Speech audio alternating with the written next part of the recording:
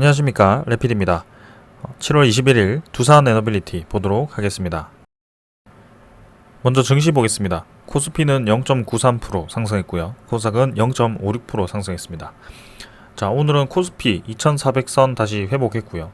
코스닥 또한 800선 근처로 상승을 하였습니다. 특히나 지금 코스피 지수의 그 수급을 보았을 때 외국인 투자자가 또 4,400억 정도를 매수를 했고요. 최근에 수급 패턴을 보게 되면 계속해서 외국인 투자자가 코스피에 유입이 되는 것을 볼 수 있습니다. 그래서 확실히 이제 7월 중순까지는 7월 초까지죠. 7월 초까지는 매도 물량이 상당히 많았는데요.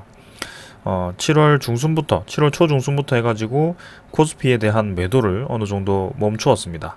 그래서 저가 유입이라고 할까요? 네, 그런 유입이 시작되었고요. 사실 아직까지도 그 환율이 굉장히 높기 때문에 그런 환율에 대해서 외국인 투자자가 아직 부담스러울 수 있습니다. 근데 이 환율에도 불구하고 높은 환율에도 불구하고 코스피 수급을 보았을 때 이렇게 계속 외국인 투자자가 들어온다라는 것은 이제는 그 정도의 환율은 어느 정도 예상이 된 그런 수치이고, 그리고 이제 주가가 상당히 이제 많이 떨어졌다라고 볼 수 있는 것이죠. 그래서 충분히 이제 저가 매입이 들어올 수 있는 그런 구간이다라고 좀 지속적으로 말씀을 드렸습니다. 그래서 오늘도 이제 상승이 나왔는데 우리가 왜 이제 상승이 나오지?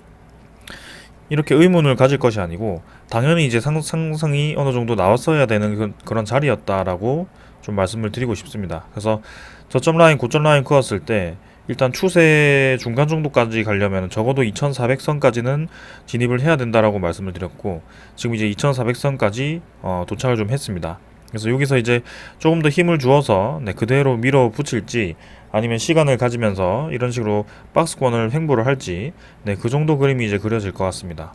그래서 단기간에 이제 반등을 했던 요 구간의 그 상단 라인까지 지금 거의 도달을 했기 때문에 증시가 이제 요 상단 라인을 넘어서 더 뻗어 나간다면 좀 강하게 이제 반등을 하겠다 뭐 그런 의지가 보이겠지만, 그렇지 않고 이제 살짝 이제 꺾이면서 21선을 지지를 한다던가 아니면 다시 한번 바닥 라인을 뭐 갈 수도 있죠. 근데 지금 상황에서는 이렇게 왔다 갔다 하는 그런 횡보보다는 어느 정도 이제 라인을 지키면서 서서히 이제 계단식으로 좀 이제 주가 수렴을 만들어 갈 가능성이 저는 좀 있다라고 봅니다.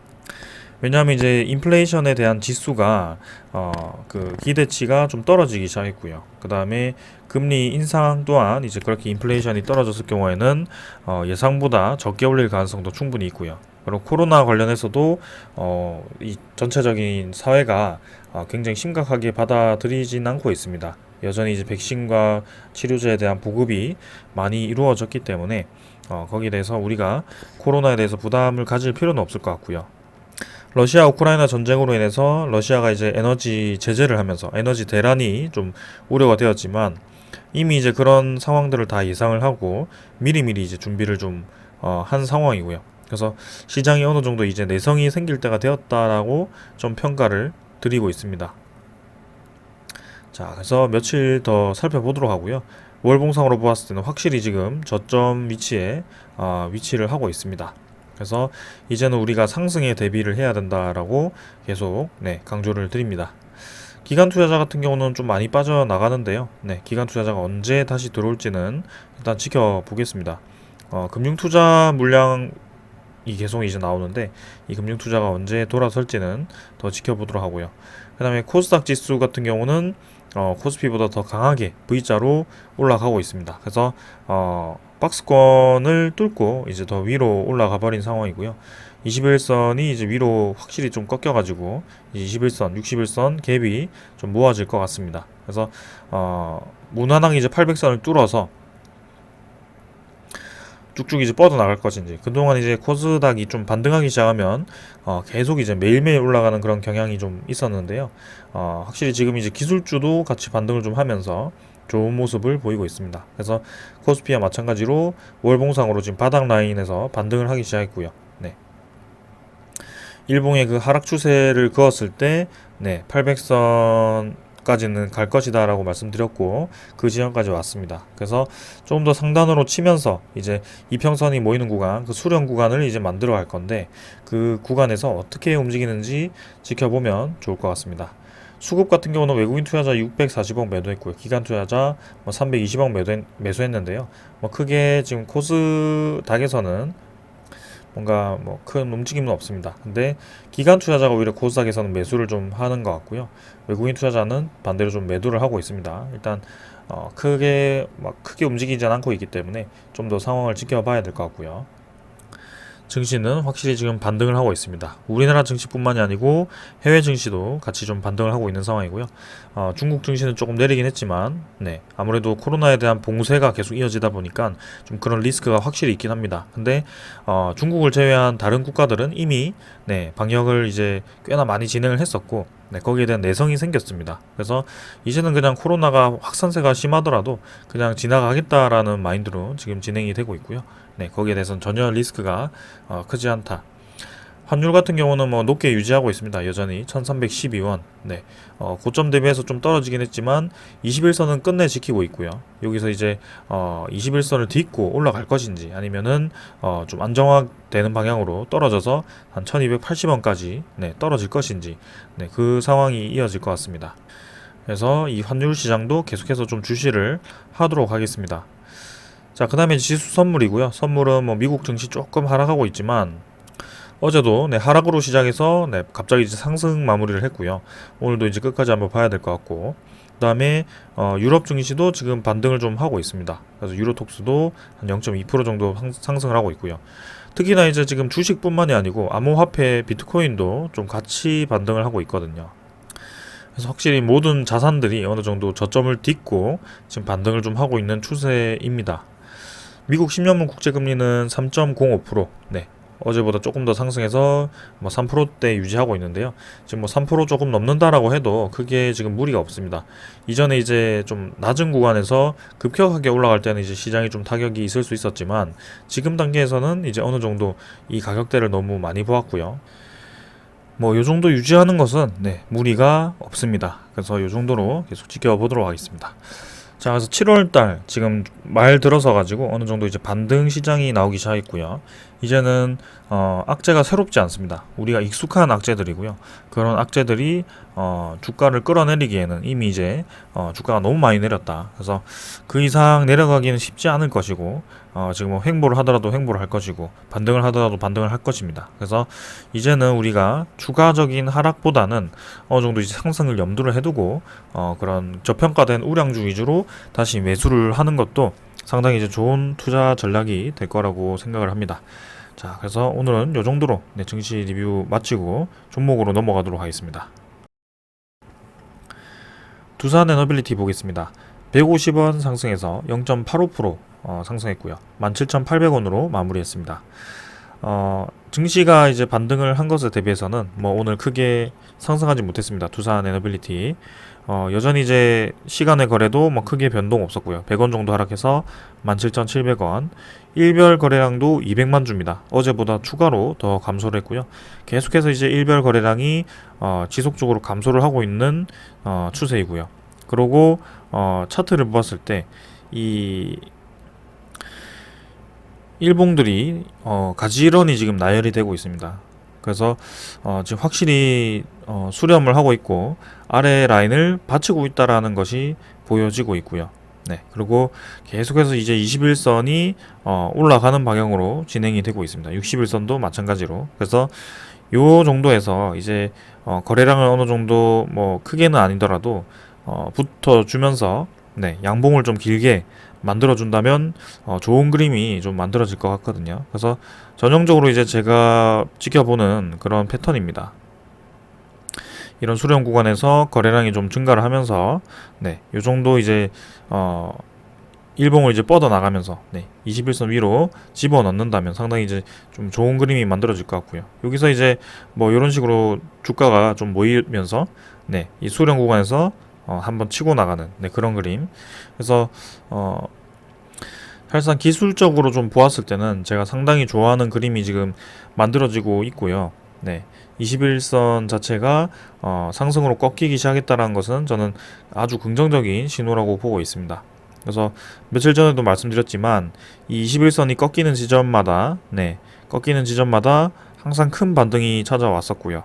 네, 그때마다 의미 있는 상승이 있었다. 아이고, 죄송합니다. 그래서 두산 에너빌리티의 이 21선 상당히 이제 의미가 있다라고 저는 보여지고요. 21선이 꺾여서 이제 내려가기 시작할 때도 반대로 이제 좀 많이 내려가는 경우도 꽤나 있었습니다. 그죠? 그래서 이 추세가 쉽게 변하지는 않는다. 두산 에너빌리티가. 그래서 종목 특성상 한번 가는 방향으로 크게 움직인다라는 것이 특징이었고요. 이번에도 이제 그런 움직임이 나올지 한번 살펴보도록 하겠습니다. 그래서 이 음운구름 영역대, 이 영역대를 한번 뚫어준다면 이제 윗공간은 열려 있거든요. 그죠? 그래서 그 다음에 이제 21,500원 정도만 뚫어준다면 다시 한번 이 고점 영역대로 진입이 가능합니다. 그래서 이런 그림이 나왔다는 것은 이미 이제 수급이 몰렸다라는 것이고, 이 원전과 두산 에너빌리티 그런 테마 특성상 한 번에 이 치고 나갈 가능성이 큽니다. 그래서 그날까지 계속 이제 저희는 노림수를 가지고 기다리고 있는 것이고요. 지금 이제 종목뿐만이 아니고 시장에 대한 분위기까지 개선이 되고 있습니다. 그래서 상당히 이제 좋은 흐름 기대하고 있고요. 이렇게 이제 추세선이 상승 저점 라인을 점점 높여가는 그런 추세선이 그려졌습니다. 그래서 이제 세기형으로 이 패턴이 이제 그려질 수 있을 것 같고요. 여기서 이제 저항을 먹고 떨어지거나 아니면은 뭐 올라가거나 뭐 그 정도가 되겠죠. 그래서 이 가격대는 19,300원, 400원 정도가 될 가능성이 크다라고 말씀을 드리고 싶고, 21선, 61선 이평선이 모이는 지점에서 한번 치고 나갈 수 있다라고 말씀을 드리겠습니다. 거래량도 이제 점진적으로 감소를 했기 때문에 한번 거래량이 들어올 때가 되었고요. 그날까지 계속 지켜보겠습니다. 두산 에너빌리티 뿐만이 아니고 오늘 뭐 원전 종목들 모두 다 뭐 크게 재미없이 진행이 되었고요. 아마 움직일 때는 다 같이 움직일 가능성이 큽니다. 그래서 내년, 내후년 다 좋아진다는 것은 모두 알고 있는 사실이고요. 지금 이제 국내외적으로 계속 그런 유리한 정책들이 펼쳐지고 있기 때문에 상당히 이제 기대가 되는 상황인데, 주가가 이제 좀 반대로 움직이다 보니까 좀 깝깝하죠. 그래서 그런 것들을 이제 굳이 우리가 반대로 생각할 필요가 없다라고 말씀드렸습니다. 지금 주가에 집중을 해서 이 앞으로에 대한 산업 방향을 부정을 하는 것은 저는 잘못되었다라고 봅니다. 그래서 반대로 앞으로에 대한 산업 방향이 있기 때문에 이 주가에 대해서 아직까지는 반영이 되지 않았구나. 그렇게 보시면 될 것 같고요. 주가가 이제 말도 안 되게 뭐 이렇게 바닥 라인 없이 점점 이제 이런 식으로 쭉쭉쭉 떨어진다라고 했을 때는 문제가 있죠. 그래서 이런 하향 추세를 계속 탄다면 문제가 있겠지만, 지킬 자리 계속 지켜주면서 반등해줄 때 반등해주면서 그렇게 진행된다면 앞으로에 대한 그런 기대감은 충분히 나중에 반영이 될 수 있다라고 말씀을 드리겠습니다. 자, 그래서 차트는 이 정도라고 넘어가고요. 월봉도 뭐 크게 볼 거 없습니다. 투자자는 이제 기관 투자자 10만 주 정도 매도했고, 외국인 투자자가 10만 주 정도 매수를 했네요. 그래서 오늘 뭐 크게 뭐 움직인 세력은 여전히 없었고, 기관 투자자는 뭐 계속 좀 빠져나가는 방향으로 진행이 되고 있습니다. 그래서 외국인 투자자 매수로 뭐 메워졌는데, 일단 기관 투자자 대부분의 물량은 또 이제 금융 투자죠. 그래서 이 금융 투자 물량은 지겹게 또 나오기 시작했습니다. 그래서 언제까지 또 쏟아질 것인지는 더 봐야 되겠고, 그다음에 보험도 좀 매도를 하기 시작했고요. 투시는 뭐 크게 움직임 없습니다. 최근에는 연기금 투자자는 또 매수를 하죠. 그래서 확실히 이제 매수 방향을 잡고 지금 진행을 한다라는 것이 느껴집니다. 지금 연기금 투자자가. 그래서 지금 지분이 공식적으로 5.5%죠. 5.5% 정도로 나타나는데 6%까지 7%까지 지분을 계속 늘려갈 것인지는 지켜보도록 하겠습니다. 그래서 이 두산 에너빌리티가 수급이라고 했을 때 기관 투자자에 대한 물량이 매수가 들어왔을 때 확실히 좀 강하게 올라가는 경향이 있었거든요. 그래서 기관 투자자에 대한 그런 수급들을 좀 이제 기다려 보도록 하겠습니다. 조만간 저는 이 움직임이 나올 것이라고 생각을 하고 있고요. 기술적으로 보나 지금 주변 상황으로 보나 네, 두산 에너빌리티가 오르지 않을 이유는 전혀 없습니다. 그래서 지금까지 기다려온 게 아깝기도 하고 그 다음에 앞으로가 기대되는 그런 상황이 계속 펼쳐지고 있다 보니까 두산 에너빌리티를 놓을 수가 없죠. 네, 그래서 꾸준히 계속 지켜볼 거고요. 뭐 제가 이제 변함없이 계속 이제 긍정적인 얘기만 하다 보니까 좀 부정적으로 보시는 분들도 계신 것 같습니다. 뭐 당연히 그럴 수 있다라고 생각합니다. 지금 이제 1년 동안 이 주가가 크게 움직임 없었고, 그죠? 결국에는 고점 대비해서 또 이렇게 쭉 떨어지기도 하고, 또 저점 대비해서 쭉 올라가기도 하지만, 결론적으로 봤을 때는 이 구간이 거의 횡보한 구간이죠. 그래서 그렇게 좀 왜 안 올라가냐, 네, 그렇게 말하는 분들이 많습니다. 근데 이 주식 시장이라는 것은 사실 이제 투자자들, 큰 투자자들에 의해서 움직이는 경향이 있고요. 네. 그래서 우리가 계속해서 이 지금 좋아서 계속 올라간다라고 한다면 주식이 그죠? 그래서 우리가 생각했을 때 지금 딱 좋아 보이는 게 당연히 몇 개가 있잖아요. 그죠? 그래서 계속 거기서 바로 사자마자 올라가가지고 다 돈을 벌기 시작하면 주식 시장에는 네, 주식 시장이 돌아갈 수가 없습니다. 왜냐? 이 주식 시장이란 건 누군가 돈을 잃어야지 굴러가게 되어 있고요. 투자 금액을 생각한다면 네, 개인 투자자는 네, 영향이 없죠. 거의. 그죠? 그래서 그런 투자 세력들이 좀 움직이도록 그죠? 큰 투자자들이 움직일 때까지 기다리는 수밖에 없고요. 그래서 제가 이전에 사례를 예를 들었죠. 그래서 한번 크게 올랐던 적 수렴 이후에 한번 크게 오르고 그 다음에 또 수렴 이후에 한번 크게 오르고 지금도 이제 수렴을 해가는 과정입니다. 원래는 이제 예상대로라면 요런 정도에서 좀 상승이 나왔어야 되는 시나리오였는데요. 생각보다 이제 여기서 한번 꺾였습니다. 증시에 대한 상황이 굉장히 좋지 않다 보니까 두산 에너빌리티도 이렇게 좀 떨어져 버렸고요. 여기서 이제 반등을 시켰다가 다시 한번 떨어졌지만 다시 한번 추세를 전환하기 위해서 저점을 높여가는 움직임이 나오고 있습니다. 그래서 요 정도에서 출발했으면 좋았겠지만 지금 조금 더 끌어지는 모양이고요. 분명히 저는 올라갈 수 있을 거라고 봅니다. 그래서 요때도 제가 리뷰를 계속 진행을 했었고요. 이 구간 그죠? 요때도 분명히 그런 말씀을 많이 했습니다. 이렇게 계속 떨어지는데 계속 들고 가는 게 맞냐? 그죠? 그리고 두산 에너빌리티 빚이 많은데 그때는 부채 비율도 높고 네, 단기 차입금도 많고 그래서 그런 재무적인 부정적인 얘기를 계속 많이 하시더라고요. 근데 결국에는 그런 재무적인 악재는 이전에 다 반영이 되었다. 그렇기 때문에 이렇게 쭉 떨어져 가지고 주가가 말도 안 되는 2,000원까지 두산 에너빌리티가 떨어졌다가 지금 반등을 했죠. 그래서 재무적인 거를 지금 와서 이제 따지기에는 이미 그 이전부터 그 재무 악화는 다 예상이 되었고 이미 다 반영이 되었다. 그렇게 보시는 게 맞습니다. 그러면 이제 이런 얘기를 하죠. 지금 가격대에서 계속 횡보도 했고 이제 선반영이라고 한다면 이제 원전 얘기 그 다음에 그런 에너지 변환 얘기가 이미 다 오픈이 되었는데 공공연하게 이제 누군가가 이제 찾아본다면 다 찾아볼 수 있는 정보가 되었는데 지금 주가가 이제 그게 미리 반영된 것이 아닌가 네 그렇게 이제 물어보시는 분들도 많죠. 근데 뭐 일정 부분은 맞는 말이고 일정 부분은 좀 틀린 말이라고 저는 보고 있습니다. 그래서 뭐 하나도 반영이 되지 않았다라고 본다는 건 사실 말이 안 되죠. 근데 이때마다 급등을 했던 그런 이유가 분명히 있었습니다. 그런 시나리오가 분명히 있었고 이때는 이제 친환경 에너지, 풍요학 에너지와 그 다음에 태양광 에너지를 한다. 그래서 그때 이제 우리나라가 대대적으로 그런 친환경 에너지에 대해서 크게 투자를 한다라고 해가지고 주가가 이렇게 급격하게 올라갔습니다. 그리고 이때는 이제 미국과 우리나라가 원전에 대해서 기술 협력을 하겠다. 공동으로 이제 그런 수출에 대해서 협의를 하겠다라는 얘기가 나오면서 급등을 하였고요.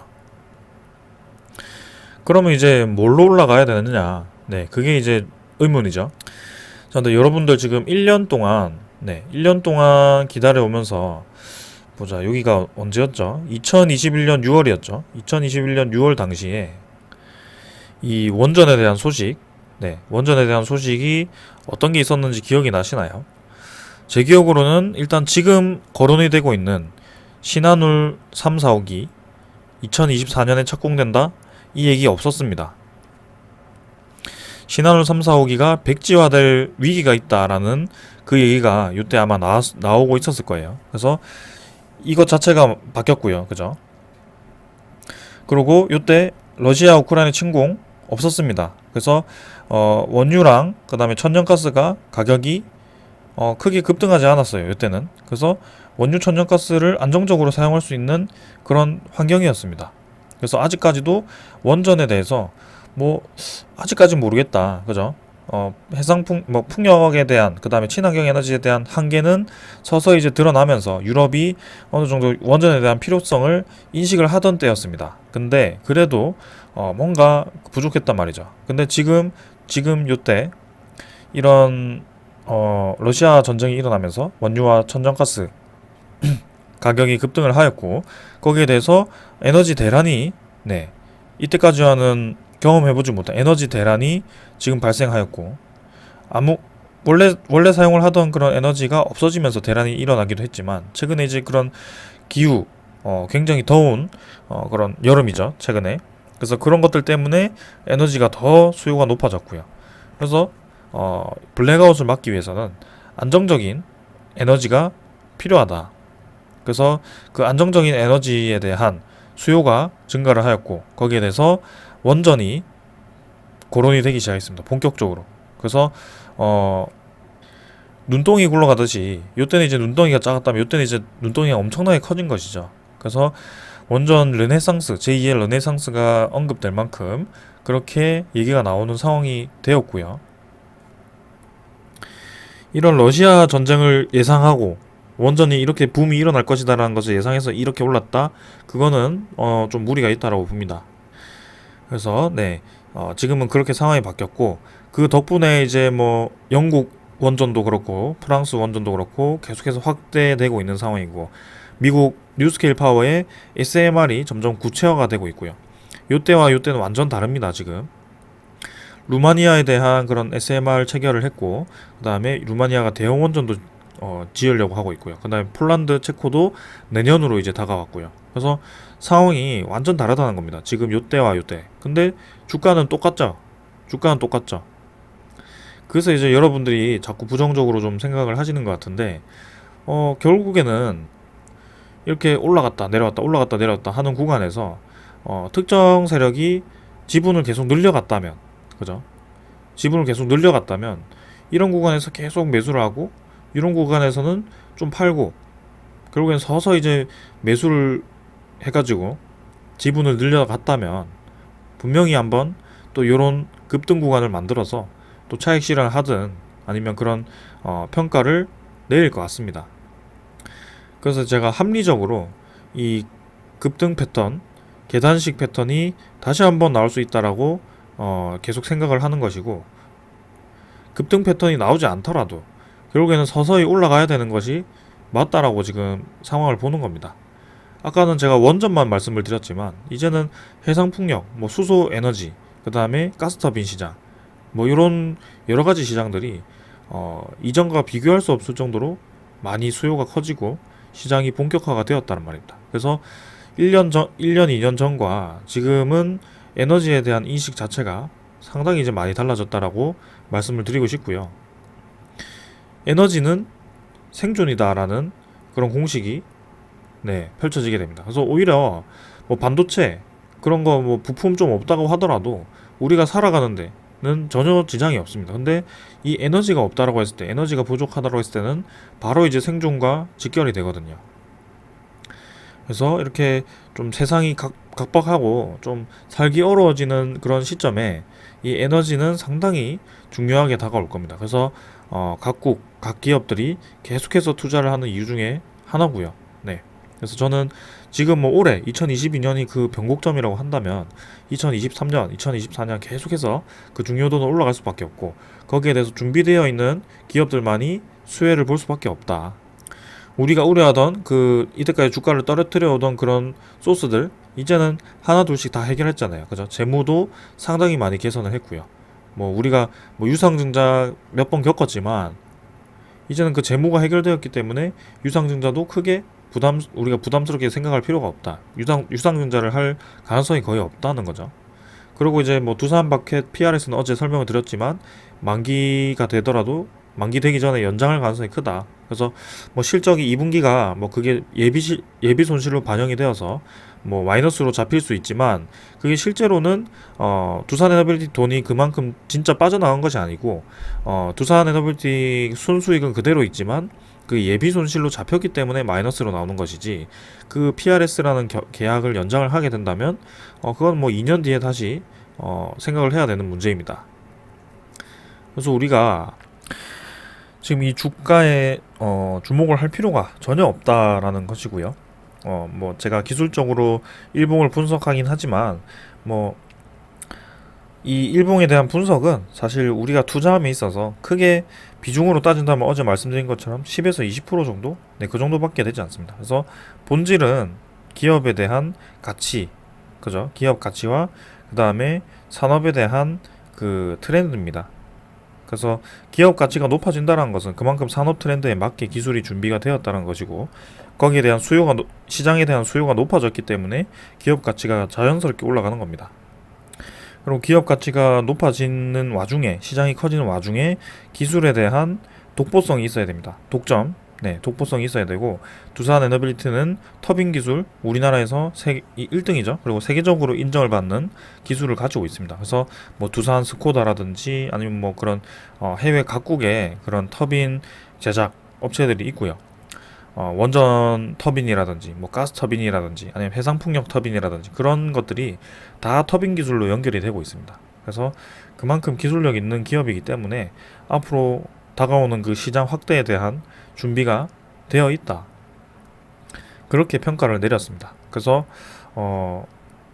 목표가 뭐 제가 어렴풋이 3만원 이상으로 자꾸 말씀드리고 있지만 사실 그 이상입니다. 제가 생각하는 것은. 그래서 뭐 일단은 계단 하나씩 일단 올라가 보고 생각을 해봐야 되겠죠. 그래서 마음만은 이제 뭐 요 이상이지만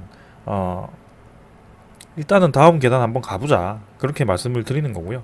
그때 갔을 때 이런 추세 라인 그었을 때 또 이런 상단 위치가 있다면 조금 이제 비중 조절해보고 네 그때 뭐 다시 이런 하락이 온다면 뭐 다시 매수 구간이 되는 거고 거기서 그대로 간다면 그냥 비중 조절 마이너스 좀 아깝긴 하지만 계속 가는 대로 가보는 겁니다. 그때는. 그죠? 그래서 그렇게 저는 투자의 방향을 잡고 있고요. 두산 에너빌티를 그렇게 마무리를 하려고 합니다. 그럼 이 종목을 언제 끝내느냐? 제가 말씀드리는 시장 포화입니다. 그래서 시장이 포화가 된다라는 것은 이미 이제 시장에 대한 성장성이 떨어진다. 그럼 기업 가치도 자연스럽게 떨어질 수밖에 없고요. 네, 시장 포화가 예상되는 그 시점에 아마 주가는 미리 떨어지기 시작할 겁니다. 그래서 내년이 성장한다라고 하더라도 그 성장에 대한 성장률이라고 할까요? 그래서 그런 것들을 좀 냉정하게 봐야 되고요. 그래서 적어도 뭐 2024년까지는 네, 무난하게 좀 우상향하는 그림을 그리지 않을까 네, 그런 생각을 저는 그리고 있습니다. 그래서 주가라는 것이 이 유동성이 한번 공급이 되면 좀 말도 안 되게 올라가는 경향이 있었잖아요. 특히 이 코로나가 터지고부터는 주식시장이 너무 좀 도박시장 같이 좀 움직이는 경향이 크던데 뭐 두산 에너빌티가 도박처럼 그렇게 올라가 준다면 땡큐죠. 네, 그때 가서 생각을 해보고요. 일단은 한 최소 뭐 내년까지 한번 가봅시다. 일단은 그래서 내년까지 한번 가보고 그 상황을 한번 보면 되잖아요. 지금은 전망이 굉장히 좋을 수 있어도 혹시 또 모릅니다. 내년에 뭐 무슨 원전 사고가 터진다면 또 이제 그런 투심이 악화가 될 수 있기 때문에 그런 시장 상황에 대해서 대응을 하면 됩니다. 그래서 우리는 지금은 전혀 그런 걱정을 미리 할 필요도 없고 주가에 대해서도 걱정할 필요가 없다. 그냥 있는 그대로 받아들이고 앞으로에 대한 시장이 어떻게 흘러가는지만 계속 체크를 해주면 된다. 그걸 제가 매일매일 해드리고 있는 거고요.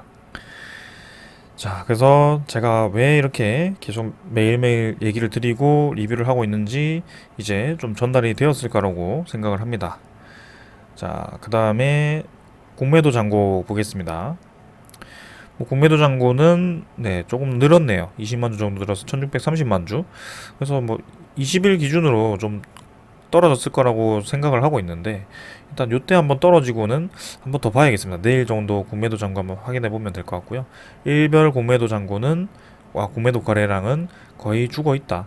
일 거래량도 그렇고요. 자, 그래서 공매도 잔고는 지금 뭐 크게 중요하지 않다. 그리고 이제 대차 잔고도 한번 같이 살펴보겠습니다. 대차 잔고도 지금 네, 뭐 오늘 아직까지 나오지 않았지만 뭐 크게 변화 없었습니다. 네. 아까 이제 뉴스가 좀 나왔던 것 같은데 여기 상위 종목으로 좀 나왔던 것 같은데요. 자, 여기 보시면은 두산 에너빌리티 체결 51만 주, 상환 58만 주. 그래서 뭐 잔고 증감 마이너스 6만 주. 그래서 뭐 크게 움직임 없었지만 네, 3,100만 주 정도로 네, 진행이 된 것 같습니다. 자, 그래서 이 정도로 뭐 넘어가도록 하고요. 종목 상세는 외국인 추정 11만 주에서 28만 주로 또 늘어가지고 10%대 또 회복을 했습니다. 그래서 보율 자체는 계속 10%대를 유지를 하고 있다. 이 보율이 이제 빵 터져서 이제 늘어날 것인지 뭐 이대로 계속 유지를 하면서 갈 것인지 일단은 외국인 투자자보다는 기관 투자자에 대한 수급이 들어왔을 때 상승할 확률이 높았습니다. 이때까지는요. 그래서 기관 투자자에 대한 수급을 계속 주목해 볼 필요가 있을 것 같고요. 그리고 오늘 보시면 눈에 띄는 종목이 있죠. 뉴스케일 파워 SMR입니다. 지금 SMR 같은 경우도 계속 지지부진했습니다. 뭔가 계속 갇혀있는 박스권 흐름에서 움직이지 못하는 그런 모습이었는데 여러 번 이제 이 상단 벽을 두드리면서 결국에는 거래량을 늘리면서 치고 나가버리죠. 그래서 항상 제가 말씀드리는 기술적인 분석 중에 하나가 여러 번 터치하는 구간을 뚫었을 때는 거래량이 터지면서 강하게 올라간다. 그리고 내려갈 때도 마찬가지 상당히 강하게 내려간다. 그렇게 말씀드리는데요. 내려가더라도 그대로 이렇게 말아 올리면 괜찮다. 이렇게 올라가더라도 그대로 뭐 내려와 버리면 또 시간이 필요할 수 있다. 그렇게 말씀드리지만 지금은 확실히 기세를 탄 것 같습니다. 그래서 11.83달러로 지금 마무리를 했고요. 상장가 대비해서 점점 더 올라가고 있죠. 그리고 지금 뭐 시간의 가격은 12달러를 넘었습니다. 그래서 뉴스케일 파워가 지금 흐름을 제대로 탔다라고 좀 볼 수 있을 것 같고요. 뉴스케일 파워 지분을 두산 에너빌리티가 1,000억 이상 들고 있기 때문에 이렇게 지분 가치가 올라간다면 당연히 두산 에너빌리티에 대해서도 또 수익이 높아지는 것이죠. 그리고 그만큼 시장이 지금 뉴스케일 파워에 대해서 굉장히 좋게 바라보고 있다. 그래서 주가가 막 저렇게 갇혀가지고 횡보하는 동안 뉴스케일 파워 뭐 진짜 맞냐, 뭐 나쁜 거 아니냐, 뭐 그렇게 추측할 필요가 없었다는 겁니다. 결국에는 저렇게 때가 되면 간다라는 거죠. 그래서 두산 에너빌리티 포함해서 원전 종목들도 다 같이 저렇게 움직일 가능성이 크다라고 저는 말씀드리고 싶고 뉴스케일 파워 올라갔지만 네 두산 에너빌리티도 곧 올라갈 가능성이 큽니다. 그래서 조금만 더 네, 뭐 조금만 더가 뭐 내년까지 바라보자면서 조금만 더라고 얘기하는 게 좀 그렇지만 천천히 한번 네 즐겨 보시면 좋을 것 같습니다. 자, 그래서 뉴스케일 파워에 대한 소식들이 좀 나왔는데요. 소형원전에 대해서 이제 미국 NRC 최종 관문 통과에 대해서 청신호가 켜졌다라고 하죠. 그래서 뭐 자세한 내용은 오픈이 안 되었지만 이제 뉴스케일 파워가 4분기에 STA를 신청을 할 예정이라고 합니다. STA는 이제 스탠다드 디자인 어프로벌이고요. 표준 디자인 허가입니다. 그래서 이제는 SMR에 대해서 표준 디자인을 이렇게 허가를 받겠다. 안전성에 대해서 입증이 되었기 때문에 표준 디자인까지 허가가 난다면 이제 완벽하게 뉴스케일 파워가 그 SMR 시장을 확대하는데 그 사업을 시작하는데 준비를 모두 마치는 겁니다. 그래서 두산 에너빌리티가 이미 3조가량 그 수주 물량을 따놓은 거는 다 마찬가지죠. 지분 투자를 하면서 그 3조 물량을 지금 약속을 받았고요. 그 이상 충분히 가능하고요. 지금 SMR 관련해서는 뉴스케일 파워가 굉장히 기술력이 좋고 네 지금 유일무이하죠 거의. 그래서 상용화가 가능한 SMR이다. 그 다음에 가스터빈 관련해서도 지금 차곡차곡 준비를 하는 것 같습니다. 그래서 경상남도 쪽에서 지금 가스터빈 소재, 부품, 품질 검증 플랫폼을 구축을 한다라고 합니다. 그래서 이제 가스터빈 시장이 상당히 이제 커질 것이고요.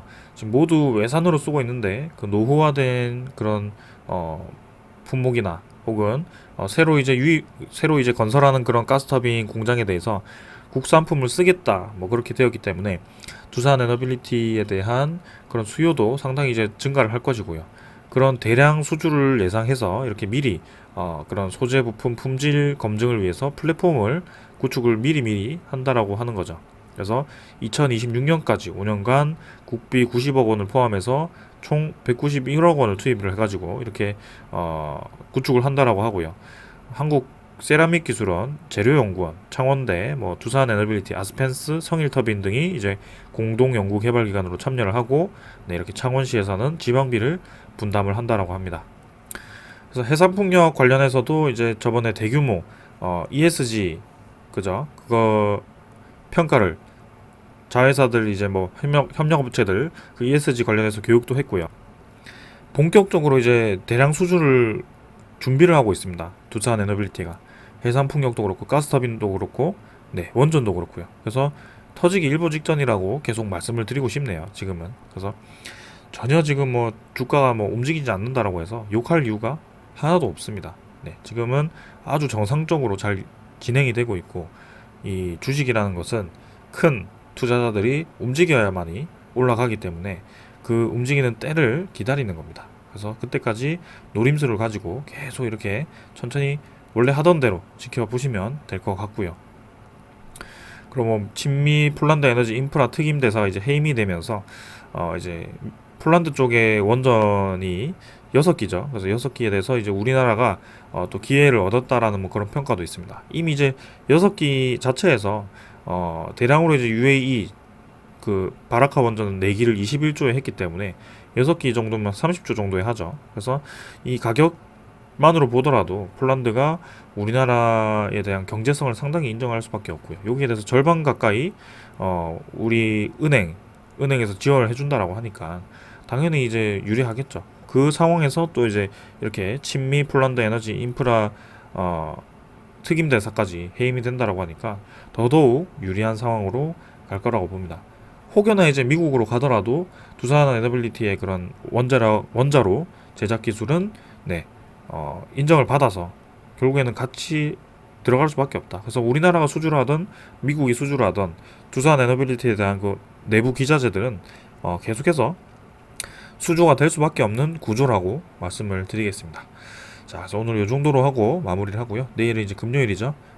마지막 하루 뭐 어떻게 될지 모르겠지만 뭐 하루 잘 넘기고 다음 주 네, 시장 이제 조만간 그 수렴 구간 완성이 되면서 한번 움직임이 나올 때가 되었는데요. 지금 뉴스케일 파워 SMR 주식은 움직이기 시작했는데 어떤 방향으로 진행될지 한번 지켜보도록 하겠습니다. 자, 여기까지 하고 마무리하겠습니다. 감사합니다.